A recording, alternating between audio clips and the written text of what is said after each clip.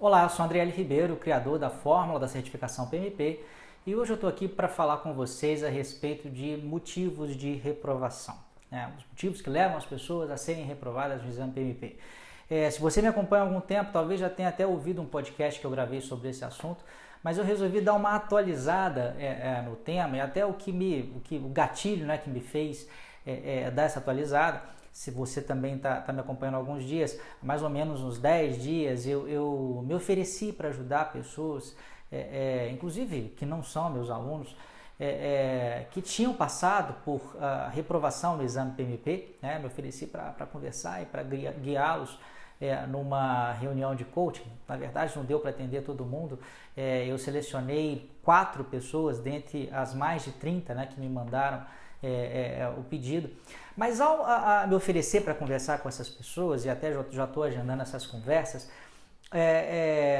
esse assunto me voltou à cabeça, né? Quer dizer, por que não, baseado na minha experiência e nas conversas que eu já tive com outras pessoas no passado, inclusive com alguns inputs que essas próprias pessoas me deram, que preencheram essa candidatura, por que não mostrar para vocês, né, quais são os pontos de atenção que vocês devem ter para não serem reprovados no exame PMP? E aí eu fiz, nesses últimos dias, um exame minucioso de todas as anotações que eu já tinha, das entrevistas que eu já tinha feito, dos questionários que eu já tinha recebido de pessoas que me acompanham, né, nesses e-mails. Na verdade, são mais de 10 mil pessoas já. Você é uma das mais de 10 mil pessoas que me acompanham no Brasil, em Portugal, Angola, em vários países de língua portuguesa. E eu fiz essa análise, eu estou até com uma colinha aqui com papel, justamente para contar para vocês quais são esses pontos de atenção, né, que vocês devem realmente prestar atenção para não serem reprovados ao fazer o exame de certificação PMP. E eu separei, para simplificar, os vários motivos que foram citados em 4 principais categorias. Vou falar primeiro dessas 4, então. Eu vou falar mais rapidamente hoje, tá, gente? De repente, até num outro vídeo, numa próxima interação com vocês, eu falo em mais detalhes de cada um dos pontos. Mas todos esses pontos foram separados na categoria 1, que são características da prova mesmo do exame PMP. Categoria 2, problemas aí na preparação para a prova. Categoria 3, problemas na hora da execução da prova, aquele momento em que você está às 4 horas ali, né, fazendo o exame PMP. E categoria 4, problemas emocionais em relação à realização da prova. Vamos começar então pelas características do exame PMP. Eu selecionei 2 principais que apareceram nessas conversas, nesses questionários. A primeira delas é o fato de as pessoas não conseguirem pensar como PMI. O que é isso, gente? O PMI espera que um gerente de projetos PMP, ou até CAPM, que é uma outra certificação que depois eu vou falar mais à frente, eles têm um mindset correto, um jeito de pensar corretos de um gerente de projetos. E isso muitas vezes vai contra a realidade de algumas pessoas. Vou dar um exemplo clássico. Nem toda empresa dedica o devido tempo ao planejamento dos seus projetos, né? Seja por ter uma relação comercial não muito adequada, por às vezes sofrer imposições de clientes e acabar cedendo a essas imposições. Um planejamento que deveria ser feito com mais cuidado, às vezes é feito a toque de caixa e é mal feito.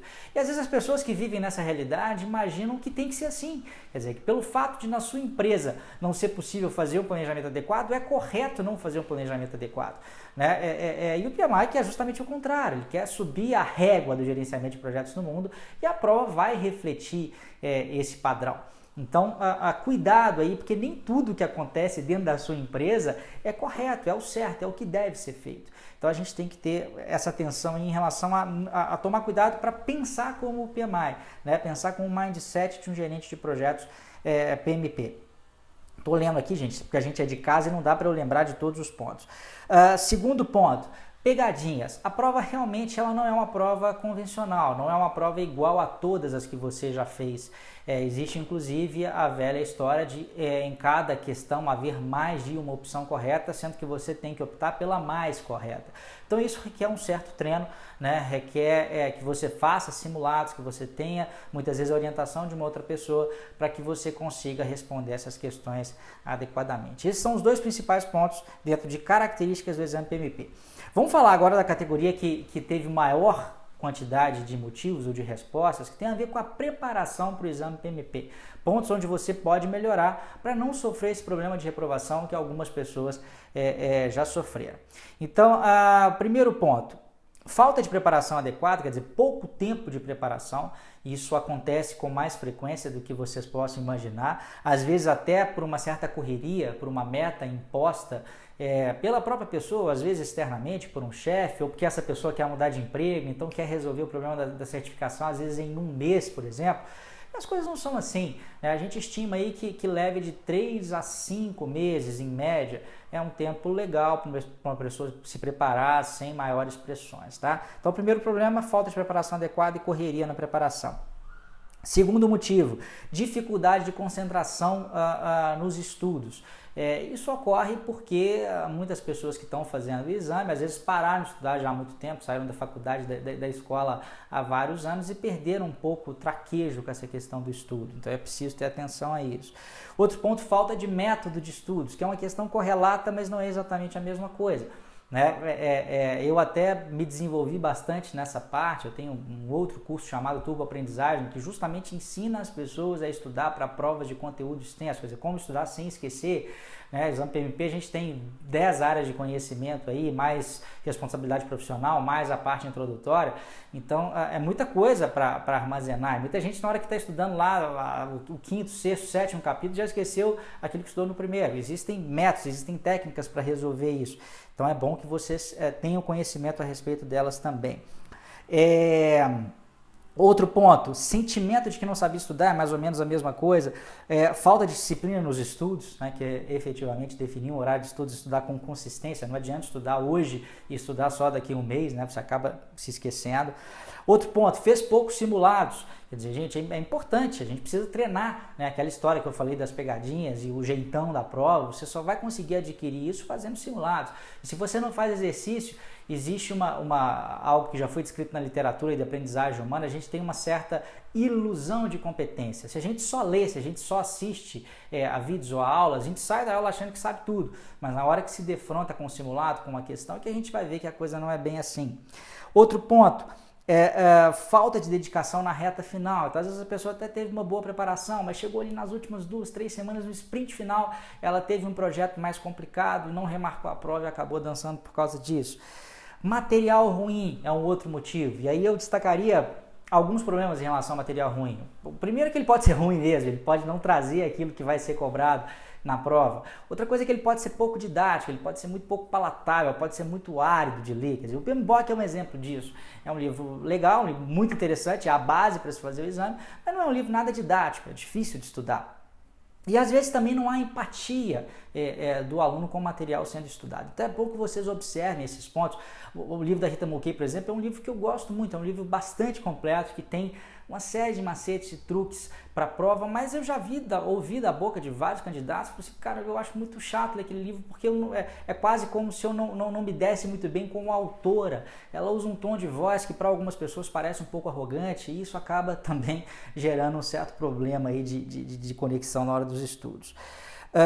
Um outro ponto citado também, um último ponto em relação à preparação, foram pessoas que não deram atenção ao resultado. Elas fizeram simulados, mas não deram muita bola para aquilo. Quer dizer, foram mal nos simulados, mas resolveram seguir adiante e fazer a prova assim mesmo. É claro que o resultado simulado não é algo que você deve observar sozinho e de forma absoluta, você tem que checar e bater esse resultado com outras coisas, a sua própria segurança para fazer a prova, mas é um indicador importante, a gente não deve desconsiderá-lo de forma alguma, né? Essa é a segunda categoria de preparação para a prova. A terceira categoria tem a ver com pontos na hora da prova, possíveis erros que são cometidos, possíveis não, né? Erros que de fato foram cometidos, problemas que candidatos enfrentaram de forma real e levaram à reprovação. Primeiro, deixa eu só ver onde que está aqui, execução da prova, cansaço na hora da prova. E o segundo ponto, administração do tempo, má gestão do tempo. Essas duas coisas, gente, se resolvem com uma terceira coisa, fazendo simulados de 200 questões. A prova tem 200 questões, então é preciso que você se teste fazendo simulados de 200 questões também. Não adianta fazer só simulados de 50, simulados de 100, simulados de 150, é de 200, porque só aí você vai sentir na pele qual que é a carga emocional, cognitiva, física de ficar sentado por 4 horas seguidas fazendo uma prova, tá? Isso vai te dar a noção desse cansaço, fazer com que você se prepare para ele da melhor forma possível, ver qual que é o seu padrão de alimentação durante essas 4 horas, por exemplo, quais são as pausas que você tem que dar, a gestão do tempo. Eu costumo dizer para o pessoal aí dividir as 4 horas em 4 pedaços de 1 hora, e dentro de cada hora você tem que ter feito mais ou menos 50 questões, né? É uma dica importante. Então muita gente, eu vejo que às vezes se preparou bem, sabe o material, mas não se preparou para o fato de fazer a prova de 200 questões, ter uma má gestão do tempo e acaba dançando na hora da prova, tá? Muita atenção a isso. E quarto, questões emocionais. E aí foram citados problemas de excesso de confiança.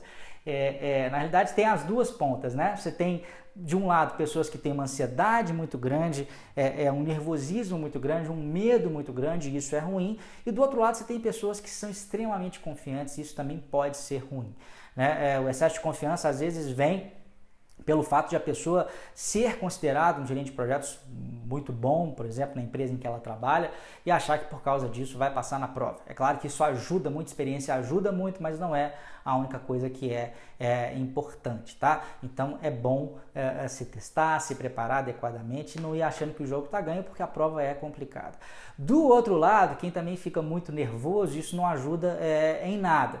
E aí, claro, existem terapias e diferentes formas de se lidar com essa ansiedade excessiva. Eu não vou falar, porque eu não sou nem médico nem terapeuta a respeito disso, não tem como eu falar muito diretamente com vocês, mas algo que eu sempre fiz quando eu fiquei nervoso ou inseguro com algo, isso aconteceu comigo em relação, por exemplo, a falar em público ou falar para a câmera, que hoje eu falo com naturalidade, mas nem sempre foi assim. Quando eu não me sentia suficientemente seguro, eu tinha medo dessas coisas, o que eu fazia? Eu me preparava em dobro, triplo, né? A minha obrigação era maior ainda do que a obrigação daquelas pessoas que sentiam essa dificuldade. Porque tendo segurança em relação ao que tem que ser feito, certamente esses dois sentimentos de insegurança e de nervosismo, ou 3, né, de ansiedade, eles vão acabar diminuindo, tá bom? Então, um último ponto aqui, só para a gente fechar esse vídeo, que já está ficando um pouco grande, são questões emocionais diversas, né? Às vezes a pessoa não está bem no relacionamento com os seus filhos, com o marido, com a esposa, com o chefe, brigou com alguém importante aí do seu círculo de relacionamento, isso acaba podendo gerar problemas realmente que podem atrapalhar na hora da prova.